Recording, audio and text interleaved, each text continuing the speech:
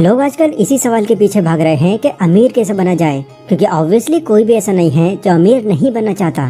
जिसके लिए वो जितना बेस्ट खुद के लिए दे सकते हैं वो देते हैं।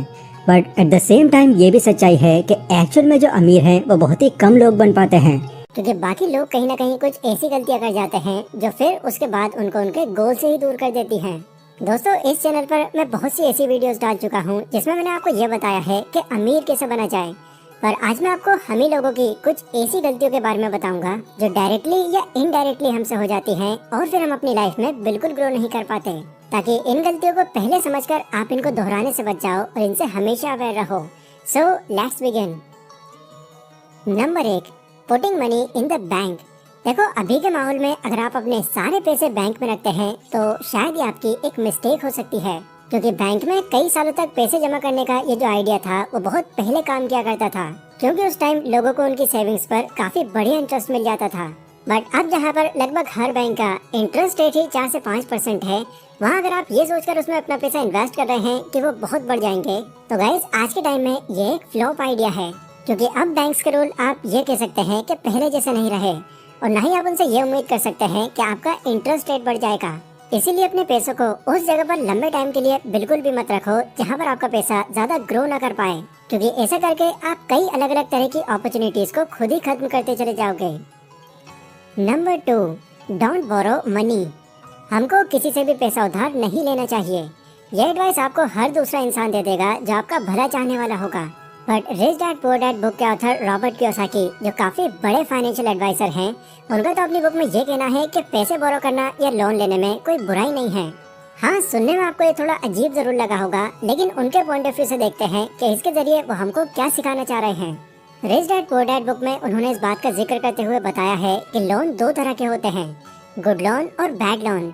बैड लोन वो होता है जिसका इस्तेमाल हम अपने शौक पूरे करने के लिए करते हैं, जैसे किस्तों पर कोई कार निकलवा लेना, ईएमआई पर कोई फोन ले लेना, उधार मांगकर अपने खर्चों को बराबर करना, एक्सेट्रा। लेकिन गुड लोन वो होता है जो हम खुद के काम की ग्रोथ के लिए उसको उठाते हैं। जैसे किसी ऐसे काम को शुरू करने के लिए जहाँ आपको ये यकीन है कि मेरा ये जो काम है वो बहुत जल्दी ग्रोथ पकड़ेगा। आपने बहुत सारे लोगों से ऐसा जरूर सुना होगा कि यार सच बताऊं, मेरे पास एक ऐसा आइडिया था जिससे मैं बहुत कुछ कर सकता था, लेकिन इस पैसे की कमी की वजह से मैं उसकी कभी शुरुआत भी नहीं कर पाया। ऐसी ही हजारों कहानियां आपको सुनने को मिल जाएंगी जहां वो इसलिए ग्रो नहीं कर पाए क्योंकि उनकी कभी भी किसी से पैसे बोरो करने की हिम्मत नहीं हो पाई। इसलिए अगर आपके पास कोई ऐसा बिजनेस आइडिया है जो आपको वाकई में लगता है कि स्टार्ट होने के बाद ये बहुत अच्छा चलने वाला है, तो उसके लिए किसी से कुछ पैसे बोरो कर लेने में कोई बुराई नहीं है। एटलीस्ट इससे आपके बुढ़ापे के टाइम पर आपको पछतावा नहीं रह जाएगा। Number 3, you make the same amount as your friends does. आपसे थोड़ा पर्सनल क्वेश्चन है, क्या आप मुझे ये बता सकते हैं कि आपके कितने ऐसे दोस्त हैं जो आपसे थोड़ा ज्यादा अमीर हैं, और उसमें से क्या कोई ऐसा है जो आपसे ये कहता है कि यार कल किसने देखी है, लाइफ को पूरा एंजॉय किया कर। अगर हाँ, तो शायद वो दोस्त आपको आपके फ्यूचर की सोचने तक नहीं देगा, क्योंकि जैसा कि हम सभी जानते हैं कि हम उन 5 लोगों का एवरेज होते हैं जिनके साथ हम अपना ज्यादा टाइम स्पेंड करते हैं। अब वैसे तो ये बात कैरेक्टर और दूसरी चीजों में काफी सही बैठती है, पर जब बात इनकम पर आती है तो ये कुछ जगहों पर बिल्कुल एक्यूरेट तरीके से फिट नहीं बैठती।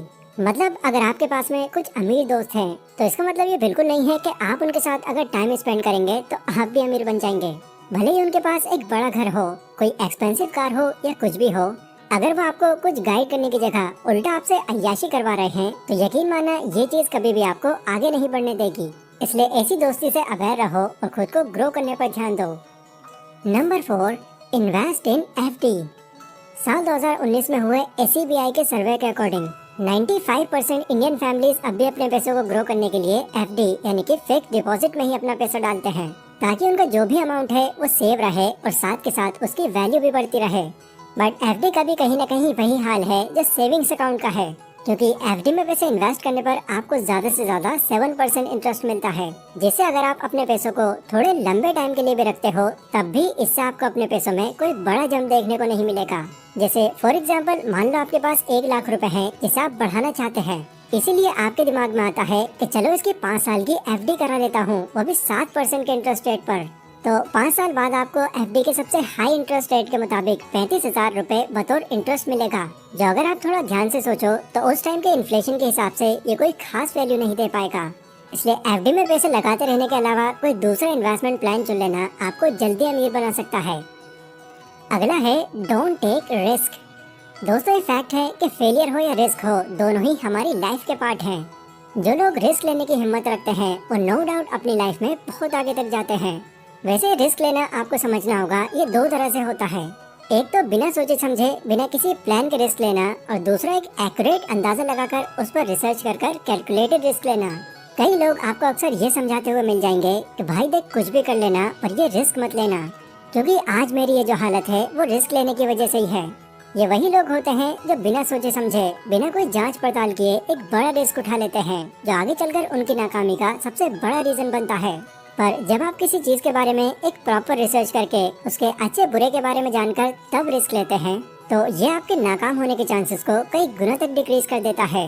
इसलिए रिस्क लेने से कभी पीछे मत हटो, बट कैलकुलेटेड रिस्क लो। अगला है having only one source of income. हर इंसान अपनी किसी भी इच्छा को पूरी करने के लिए अपनी इनकम पर ही डिपेंड रहता है, जो मैक्सिमम लोगों के केस में उनकी सैलरी होती है। बट इसी एक तरफा सैलरी को लेकर अगर आप ये सोच रहे हैं कि अब आपको कोई दिक्कत नहीं होगी, तो शायद आप थोड़ा गलत सोच बैठे हैं। इकोनॉमिक टाइम्स की रिपोर्ट के अकॉर्डिंग पैंडेमिक के टाइम पर इंडिया में लगभग करीब 25,000 जो टेक वर्कर्स थे उन्हें उनकी जॉब से अचानक ही निकाल दिया गया था। और 2022 में अब तक करीब 11,500 से ज्यादा लोग ऐसे हैं जो परमानेंट होने के बावजूद भी अपनी जॉब से आज हाथ धो बैठे हैं। गॉड न करे कभी किसी के साथ भी ऐसा हो, पर इन केस किसी के साथ अगर ऐसा हो जाता है तो इसके लिए उनको चाहिए कि उनके पास एक अदर इनकम सोर्स भी हो, जिससे अचानक आई इस इमरजेंसी के बावजूद भी आप सरवाइव कर पाएं। जो लोग थोड़ा ग्रोइंग माइंडसेट रखते हैं वो कभी भी किसी एक सोर्स ऑफ इनकम पर डिपेंड बिल्कुल नहीं रहते।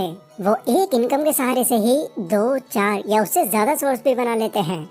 तो ये कुछ ऐसी गलतियाँ थी जो कहीं न कहीं हमारी ग्रोथ को वहीं रोक देती हैं। एंड क्योंकि अब आप इनके बारे में जान चुके हैं, इसीलिए इन गलतियों को ध्यान में रखना और इनको बिल्कुल मत दोहराना। बाकी इसके अलावा और कौन कौन सी ऐसी मिस्टेक्स हैं ये आप मुझे कमेंट सेक्शन में बता सकते हैं। इस वीडियो से मिली इन्फॉर्मेशन अगर आपको पसंद आई हो तो इसको उन सभी लोगों को शेयर कीजिए जो ये बात अभी तक नहीं समझ पाए। बाकी कमेंट सेक्शन में ही आप लोग मुझे अगले टॉपिक का भी सजेशन दे सकते हैं। तो मैं मिलता हूँ अपनी अपकमिंग वीडियो में, तब तक के लिए stay safe, stay healthy, take care.